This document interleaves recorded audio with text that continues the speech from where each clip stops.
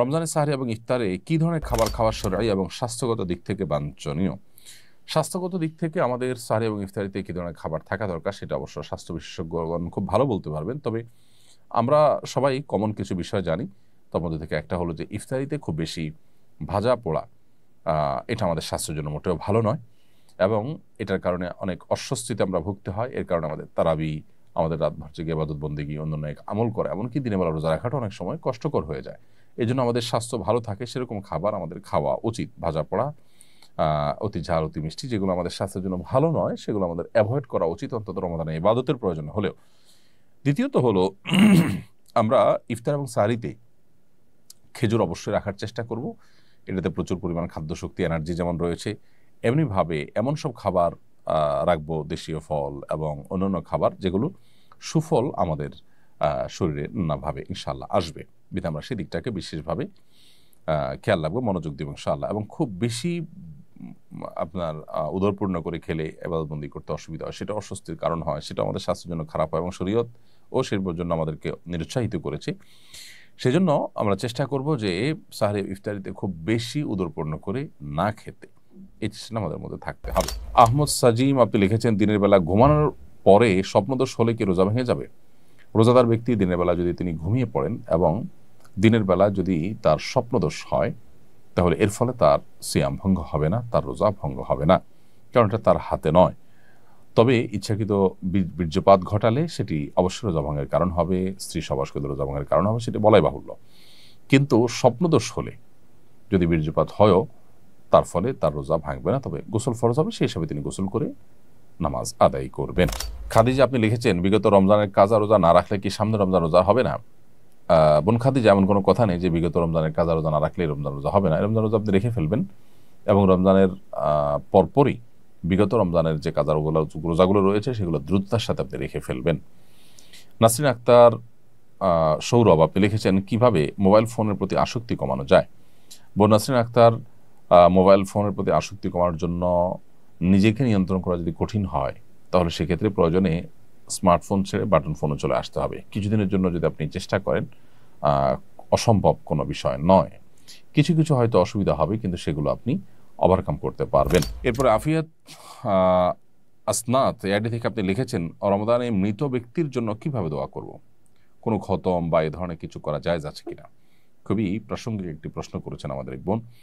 রমজানে মৃত ব্যক্তির জন্য আমরা দোয়া করতে চাই, বিশেষ করে রমজান উপলক্ষে আমাদের মৃত মা বাবা তাদের পক্ষ থেকে, আমাদের প্রিয়জনদের পক্ষ থেকে কিছু করার তাগাদ আমরা অনুভব করি। এক্ষেত্রে দোয়ার ক্ষেত্রে যেটি হবে যে আমরা নিজেরা আল্লাহর কাছে তাদের হয়ে তাদের জন্য মাগফিরাত কামনা করব, দুহাত তুলে দোয়া করব, চোখের পানি ফেলবো, অন্যদেরকে দিয়ে দোয়া করাবো বা অন্যদের কাছে দোয়া চাইবো তাদের জন্য, এটি হতে পারে। দ্বিতীয়ত, তাদের তরফ থেকে আমরা দান সাদাকা করব।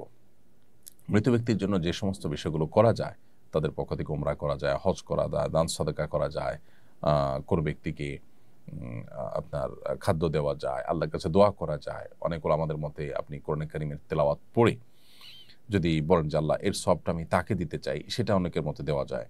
এই যে ব্যাপারগুলো যেগুলো মৃত ব্যক্তির তরফ থেকে করা যায় সেগুলো আপনি করবেন। এর বাইরে খতম করার একটা প্রচলন আমাদের সমাজে আছে যে রমজান উপলক্ষে আমাদের মৃত ব্যক্তির তরফ থেকে খতম করে। আসলে লোকজন ভাড়া এনে টাকা পয়সা দিয়ে খতম করালে সওয়াব তো হবেই না, বরং গুনাহ হবে। কারণ খতম কোরআনে কারিম তেলাওয়াত পড়ে শেষ করা বা তেলাওয়াত করা এটা একটা ইবাদত, এটার বিনিময় দেওয়া এবং নেওয়া জায়েজ নাই, বিধায় এটা চলবে না। হ্যাঁ, আপনারা পরিবারের সদস্যরা কেউ কোনো অংশ তেলাওয়াত করলেন, করে এটার সওয়াব যেন আল্লাহ তাকে দেন সেই হিসাবে আপনি নিয়ত করলেন, বাস এটা হতে পারে।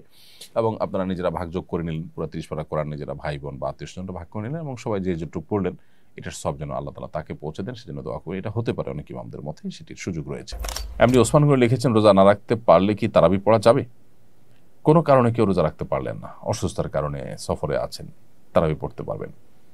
রোজা না রাখতে পারলে তারাবি পড়া যাবে না, ব্যাপারটা এরকম না। আমরা অনেকে রোজার সাথে তারাবিকে এমনভাবে রিলেট করে ফেলেছি যে রোজা না রাখলে বোধহয় তারাবি আর পড়া যাবে না, অথবা কেউ তারাবি না পড়লে তার রোজা হবে না, এরকম কোনো বিষয় না। আসলে রোজা একটি ইবাদত আর তারাবি আরেকটা ইবাদত। নবী করিম সাল্লাল্লাহু আলাইহি ওয়াসাল্লাম বলেছেন, মান কামা রমাদান ঈমানান ওয়া ইহতিসাবান গফিরা লাহু মা তাকাদ্দামা মিন যামবি। যে ব্যক্তি ঈমান এবং ইখলাসের সাথে সিয়াম পালন করবে তার পূর্বের সমস্ত গুনাহ মাফ করে দেওয়া হবে। ঠিক একই হাদিসে নবী সাল্লাল্লাহু আলাইহি ওয়াসাল্লাম আরও বলেছেন, যে ব্যক্তি ঈমান এবং ইহতিসাব বা ইখলাসের সাথে তারাবি সালাত আদায় করবে, আল্লাহ তাআলা তার পূর্বের সমস্ত গুনাহ মাফ করবেন। ছোটোখাটো গুনার কথা মিন করা হয়েছে। তো এই জন্য আপনি কোনো কারণে রোজা রাখতে যদি নাও পারেন, তারাবির সময় হলে আপনি তারাবি পড়ার সুযোগ সামর্থ্য থাকলে অবশ্যই আপনি তারাবি পড়বেন। আরিফুল ইসলাম মাহিদ আরিফ আপনি লিখেছেন, রোজা রেখে কি অসুস্থ রোগীদের রক্ত দিতে পারবো? আমি এবং আমার টিম বিনামূল্যে ব্লাড ডোনেট করি। উত্তরটা জানতে চাচ্ছি। প্রিয় আরিফুল ইসলাম, আপনি আপনার টিম মানুষকে বিনামূল্যে যে রক্ত দিয়ে থাকেন সেটা অবশ্যই একটি ভালো কাজ, এবং রোজা রেখে যদি রক্ত দিলে আপনি অসুস্থ হয়ে রোজা রাখা কঠিন হয়ে যেতে পারে এরকম কোনো আশঙ্কা না থাকে, তাহলে সেক্ষেত্রে আপনি রোজা রেখে রক্ত দিতে পারেন, কোনো অসুবিধা নেই। রমজানে রোজা রেখে শরীর থেকে রক্ত বের করলে যে রোজা ভেঙে যায় তা কিন্তু নয়। মূলত শরীরে কোনো কিছু প্রবেশ করলে যেটা আমাদের খাদ্য বা আপনার পানীয়ের কাজ দেয়, যেটা আমাদের শরীরে এনার্জি সৃষ্টি করে, অর্থাৎ ক্ষুধা নিবারণ, পিপাসা নিবারণের কাজ দেয়, সেরকম কিছু যদি শরীরে প্রবেশ করে তাহলে সেটা রোজা ভাঙার কারণ হয়। এখানে তো শরীর থেকে বের হয়েছে। এটা যদি স্বাভাবিক হয় যে এক ব্যাগ রক্ত আপনি দিলেন, এর ফলে আপনার রোজা ভাঙতে হবে সেরকম পর্যায়ে আপনি চলে যেতে পারেন, এরকম কোনো আশঙ্কা যদি না থাকে ইনশাআল্লাহ আপনি রক্ত দিতে পারেন। এরপরে প্রশ্ন হলো, রোজা অবস্থায় ইনসুলিন গ্রহণ করা যাবে কি না? রোজা অবস্থায় ইনসুলিন গ্রহণ করা যাবে, কারণ যে ইনসুলিনটা আমরা গ্রহণ করি সেটা আমাদের আসলে পাকস্থলীতে বা পেটের ভেতরে যায় না, খাদ্যের কাজ দেয় না, এটা জাস্ট চামড়ার নিচে এটি থাকে, যার কারণে এই ইনসুলিন আপনি রোজা অবস্থায় গ্রহণ করতে পারবেন। আমিনা আক্তার আপনি লিখেছেন, রোজা অবস্থায় চোখ, নাক ও কানে ড্রপ ব্যবহার করা যাবে কিনা? বোন আমিনা, রোজা অবস্থায় আপনি চোখে ড্রপ ব্যবহার করতে পারেন, কানে ড্রপ ব্যবহার করতে পারেন, তবে নাকে ড্রপ ব্যবহার করতে পারেন না, কারণ নাকের যে ড্রপ সেটা আপনার নাকের ছিদ্র হয়ে কণ্ঠনালী হয়ে আপনার পেট পর্যন্ত যেতে পারে, সেজন্য এটা আপনি করতে পারবেন না। আর চোখ এবং কানের ড্রপ এটা আপনি ব্যবহার করতে পারবেন, কারণ বিশুদ্ধ মত অনুযায়ী, গবেষণা অনুযায়ী চোখ এবং কানে যে ড্রপ ব্যবহার করা হয়ে থাকে সেটা আমাদের পেটে যাওয়ার সম্ভাবনা একেবারেই ক্ষীণ। এর মধ্যে একটা তো আছে যে পেটের সাথে যাওয়ার কোনো কানেকশনই নেই, যার কারণে এগুলো আপনি ব্যবহার করতে পারবেন। এমডি মারুফ বিল আপনি লিখেছেন, সাহরি খেতে না পারলে কি রোজা হবে? সাহরি খেতে না পারলেও রোজা হবে। কোনো কারণে কেউ সাহরি খেতে পারলো না তার মানে তিনি রোজা রাখবেন না, ব্যাপারটা কিন্তু তা নয়। অনেকে আছেন যে সাহরি খেতে না পারলে তিনি ভেঙে পড়েন যে কিভাবে রোজা রাখবেন। আসলে এতটা দুর্বল হওয়া, এতটা হীনমন্য হওয়া মুসলমানের সাজে না। এই জন্য সাহরি খেতে না পারলেও আমি রোজা রাখলে আমার সে রোজা যে একেবারে আমার জীবনহানি করে ফেলবে, আমি মরে যাবো, এরকম তো না।